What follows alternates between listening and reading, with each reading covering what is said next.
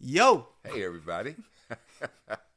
we're back. Welcome to the channel. I know it's been a while, but I'm Wes, Uh, and I'm older Wes. and we're here today to react to a new video, not a video, but a new song. It's not really new. It's from Okay. the '90s. Right. It's from a rapper called the Notorious B.I.G. Are you familiar with I am Biggie? familiar with Biggie. What do you know about Biggie? He's dead for sure. But I also know that Biggie put out a lot of good music, and I've listened to quite a bit of his music. Matter of fact, I have listened to a lot of his music that has been sampled in a jazz fashion. So I'm very familiar though. But yeah. I believe you had these jazz tapes. You used to listen to them as a kid, going to elementary school every day. You had these jazz tapes called. What were they called? Untitled, uncensored, Oh, now you have got me thinking about it. But But they would interpolate Yeah. a lot of popular rap songs. So my dad had these flavorful interpretations that I was always listening to, but it was never like all the lyrics being there. right. But it was really dope. It was really dope. Yeah, and I'll think about it as we go through this. I can't remember it either. Yeah. Probably gonna listen. This is honestly my favorite Biggie song. Okay. I think it's the most impactful and meaningful one. It's at the end of his first album, Ready to Die, and it's called Suicidal Thoughts. It was Wow. meant to be the last capstone on the album. Interesting. I had not heard this one. Yes, yeah. I figured you would not have. Yeah. It's not something that people play in polite company. I'm sure. It's definitely one of the more vulnerable and also darker songs that I've ever heard Okay. in my life. Okay. So I figured it'd be a good way to start the channel back. Speaking of starting the channel back, we're going to be more consistent posting things to YouTube. So every single Tuesday, there is going to be a video up now for the rest of as long as we can keep this going. Okay. And it's gonna be us reacting to a singular song every Tuesday, and then every Thursday we'll be reacting to an album.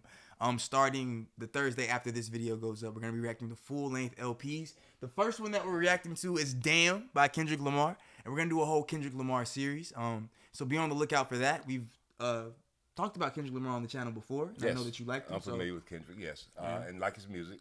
Everything I've heard from him has been pretty good. Yeah, pretty good. So without any further ado, we're going to get started with listening to Suicidal Thoughts. He has the lyrics pulled up on the iPad. We're gonna get our mic's hot. Nigga, what the fuck is wrong with you? When I die, fuck it, I wanna go to hell. Cause I'm a piece of shit, it ain't hard to fucking tell. It don't make sense going to heaven with the goody goodies dressed in white. I like black Tims and black hoodies. Gotta probably have me on some real strict shit. No sleeping all day, no getting my dick licked. Hanging with the goody goodies, lounging in paradise. Fuck that shit. I wanna tote guns and shoot dice. All my life I've been considered as the worst. Lying to my mother, even stealing out a purse.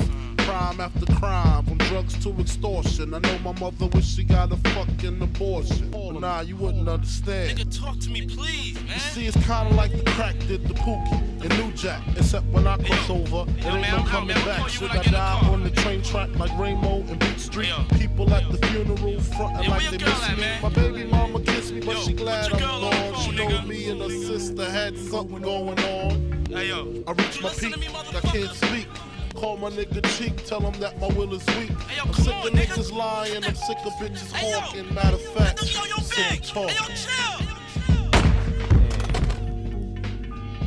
Hey, yo, big. Hey, yo, big. Hey, yo, big. Hey, yo, big. Hey, yo, big. Hey, yo, big. Hey, yo, big. Hey, yo, big.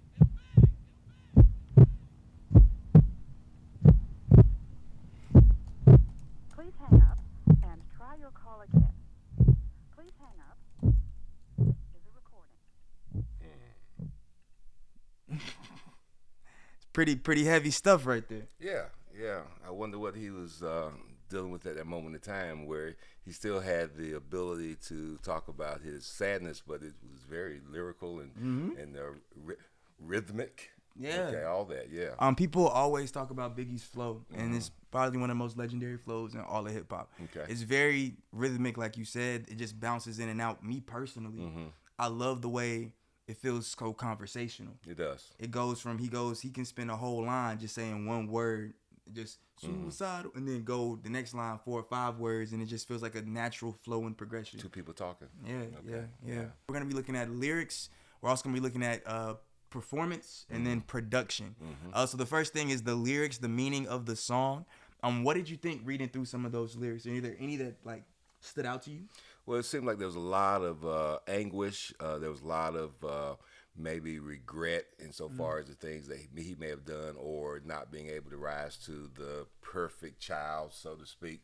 But he had a preference, it seemed. His preference was, to bang and to do the kind of things that not the goodies do. Yeah, Okay. it was more fun. I think he said, when I die, I want to go to hell, because I'm not, like you said, I'm not perfect. At the same time, the stuff that he enjoys in this life, the stuff he was enjoying at the time was, shooting. Restriction. Yeah, he'd be a restriction. Yeah. What might make a person think about ending something if they are enjoying what they do? They understand the juxtaposition of good and evil, good, bad, whatever. But to get to a point where you're thinking that I want to end it all because you're not that, what would have you not just enjoy the fact that you are hellish? Probably because, and I'm just seeing from the song, I feel like you're still it's hard to escape empathy at the end of the day. And if it wasn't for all the effects he has on the people that he loves that love him, it probably wouldn't be as much of a big deal. If he was just out here doing dirt and it wasn't affecting anybody, that's one thing. But he talks about cheating on his baby mother with her sister, talks about stealing out of his mom's purse, and like how I just wonder if she'll ever forgive me for stealing from my own mother. She probably wishes she had an abortion. Right. I'm successful now and all this kind of stuff, but I bet she harbors those thoughts. And even think to be in that mindset is just a mind twister. Okay. You know what I'm saying? And people have their issues regardless of what the exterior seems to show. Success, having fun, living large. There's still some issues that stem from the many things you've done in your lifetime. Yeah, and because I definitely think that he's also reaching for that redemptive quality. In the lyrics, I wonder if I die with tears come to her eyes. Forgive me for my disrespect. Forgive me for my lies. It makes me think like I want to be redeemed, but I've done too much at this point. Okay, I can't turn it's back. Pointless. Yeah, and that's where the suicidal ideations come. It's pointless now. Like I've already sold drugs. I've already in the streets. I've seen murder. I can't walk in here and pretend that I wasn't that person. That you're innocent. Yeah. Well, it's hard for. There's always been in the black community some sort of stigma when it comes to mental health in general. There's also been that wrongful thought that black folks don't commit suicide. Okay. But I think that the trials and tribulations have allowed us to go through a lot of stuff and to survive. That it's almost like on the surface, hey man, you're here, you're making it happen. Don't take that away on your own. A lot of other people try to take that from you in so many other ways. So don't help them out. Don't do it for them. Don't help the ops succeed. Off the top, just little wordplay things catch my attention. Dressed in white, I like black Timbs and black hoodies. God, like just the mentioning of the colors is immediately painting a picture in my mind. Like I'm seeing Biggie in a black hoodie, black Timbs on the corner, and then juxtaposition that with what I imagine angels and heaven's gates to look like, and it's just everything's hunky-dory, as they say. Paints that complete juxtaposition for us right off the bat, and squeeze until the bed's completely red. Until the bed's completely red. Like just the way he goes about flowing that and connecting it. Masterful work by Biggie Smalls. But it's still, the lyrics flow and the rhythm is there. And Biggie does have that distinctive way, and that always caught me. And I understood his lyrics too. I tell you often that sometimes I don't get the lyrics because of the delivery. But I think everything I've heard from him, I've gotten those lyrics. Do you think that you would have, without reading the lyrics, do you think that you would have understood it as well? Is he one of those? He is one of those. Nice. Yeah, he's one of those. I feel that. Okay, moving on from lyrics, we're now going to talk about performance. We've already talked about performance a little bit. Yeah. Before I hear your thoughts, just want to highlight, one, again, the rhythmic flow you brought up, but two, the breath control on this, just the stop and go. But his voice, his presence never really leaves the track. Even when there's pauses, you still feel him there. Right. Like huskily breathing down the neck of the track. And then also simply just the commanding presence of his voice. He has a nice, it's not a tenor, it's a more of a, it's kind of almost a baritone thing, but the resonance is there. It resonates with, and it bottoms out with the track. When you look at a song and you got a bass line, you got that tag, you got something going on, his voice gives you that as he's going through the progressions. And also a conductor. It's almost, he's lyrically doing the things that allowed you to see the flow of things, and so he's connected that way. Yeah. So performance-wise, I think that he obviously found his way, and I don't know that there were a lot of other rappers that had his style that I can remember. And people have the Tupac and Biggie debate. Personally, for me, like, I think Tupac, performance-wise, was a great artist. Okay. But then I think Biggie takes it to the next level because of the imagery that he's painting, the flow of it being so smooth, and then also having the same performance, like, height. Right. He has all those aspects that make him. A lot of people put him as their best rapper ever. Was that part of the beef that was there between, maybe manufactured in some way, but the beef between Biggie and Tupac? Because Tupac was also, I respect Tupac. I don't think that I appreciate it, and I'll have to listen more to his work, but I don't think that I really got the same kind of immediate vibe from every Tupac song as I do from Biggie songs. And feel that. Maybe because Tupac's what is it called? Discography. Oh man. Discography. What you said. I think his is larger than Biggie's, right? Yes, definitely. And he also had like a lot of unreleased songs that made their rounds later. Okay. All right, good. Okay. Yeah, cool. I think it was good how he wove in the Puff conversation, and he was able to. Some people don't like that. Some people don't like how Puff Daddy's on all Biggie songs, talking in the background, just like doing his thing. But I think for this song in particular, with him being on the phone for the suicidal ideations, making it a phone call, I think it works perfectly. And the things he was saying, like, what's going on this time of day? What you talking about?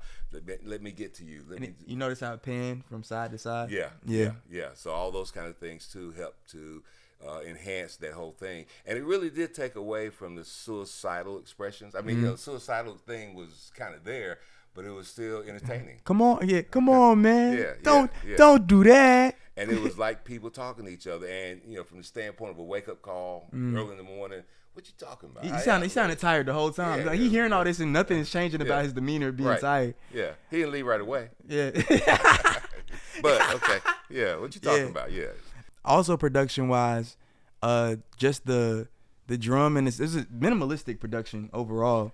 But I think most of his work that way though. Minimalistically yeah. And it's really about that voice, and it's about the delivery. He shines. They let him shine. At the same time, like the samples that he uses, like a lot of his big songs, Juicy, Hypnotized, they use samples, but it was usually like just R&B samples flipped, and that was revolutionary at the time. Right. Okay. So like in hindsight, it's like, oh, this is minimalist, but like at the time he was such a dynamic performer, you wanted to give him all that space, and it was still smooth tracks. What's I gonna say? Production. Last thing I want to bring up in the production, the end of the song, when the gun blast goes off, very loud, very like peaking decibel levels, and then you get the heartbeat beating. Did you notice the heartbeat? I did not notice the heartbeat. He didn't notice the heartbeat. The bang sort of over got you. Yeah, whelmed that part of it, but I didn't get that nuance, that subtlety. The last part, it ends with like and then the lines fade out, and then all you hear is and it gets slower and slower, and then you hear the call 911. Okay. Just painting that image in your mind. It's almost like you're watching a movie. Wow. I know. Yeah. That's interesting. Only thing left is your final thoughts on Suicidal Thoughts by Biggie. I think it was a moment in time. Obviously, I don't know if it was a premonition. I mean, the whole album is Ready to Die. Ready to Die. Ready to Die. Okay. So I think that sometimes from my perspective, and still given the fact that I'm older West, my perspective tends to look at the whole genre for a moment in time, the gang banging, the kind of, mentality that existed, where there seemed to be a lot of folks who didn't expect to live long. Because of, in this case, he was bringing in some of the qualities that he knew he had done that were wrong in society's eyes, maybe, but he, that was what he did. So he's ready to go because there was just a lot of stuff going down. So I wonder if that was something that had not only performance value, but also it was a premonition as to where your life is right now. And I'm either prepared to die. I know it may not, it may happen to me because of the way I'm rolling. But it just seems like there was something else there besides the performance. I definitely think that you bring up a good point. I personally noticed this in rappers today. a lot of these rappers that are dying early, really young, 21, 20, like teens, people are dying, killing themselves, all kind of stuff. And you'll see in their lyrics like what they're manifesting. I believe in manifestation. So what they're manifesting is this dark energy and this painful energy. And it surely comes from their life. It surely comes from their environment, being ready, knowing that like at any moment I could die. But then making a whole entire tape centered around this idea, and you being such a powerful person with such a big reach, and people all reciting lyrics basically to your death. Right. And then you dying. It's not like, to me, it's no coincidence. Yeah. Yeah. It's definitely connected. And the kids these days, I teach, and the kids these days, there's a guy called Juice WRLD. And all his songs Not were familiar with him. yeah. Not yet. All his songs, a lot of his songs, I'm not gonna say all, but a lot of his songs had to do with like drug abuse and substance abuse, to hide from pain of love or lack of love or whatever's going on in life. And he ended up overdosing. But like when it happened, I wasn't surprised. This is the path. This is what that leads to. Okay. And it's unfortunate people are profiting. Like even in his death, people are profiting off of his image, his likeness, his songs still. Well, it's almost a slippery slope, though. Yeah. I mean, once you start putting that in your mind, and especially when you start to deliver work that speaks to those issues, and then it's like a cycle. You talk about it, you do it, you live in it. Yeah. And you're keeping it real, right? Yeah. Yeah. Kendrick Lamar said something to the effect of, am I rapping to live, or am I living to rap? Like, where does it start and end? Am I doing this to make the bars, or am I just going out? Am I living and then the bars come naturally? Or is it just, it's probably a blend of both? Well, I think the operative word in what you just said is living. That's a bar. Okay, all right. Okay, so on that note, we're going to head out. Thank you for listening. Thank you for watching. We are going to... once again, the schedule every Tuesday, there's going to be a single video uploaded with us reacting to a single. And then every Thursday, starting the Thursday after this video's upload, we're going to be listening to a full-length LP.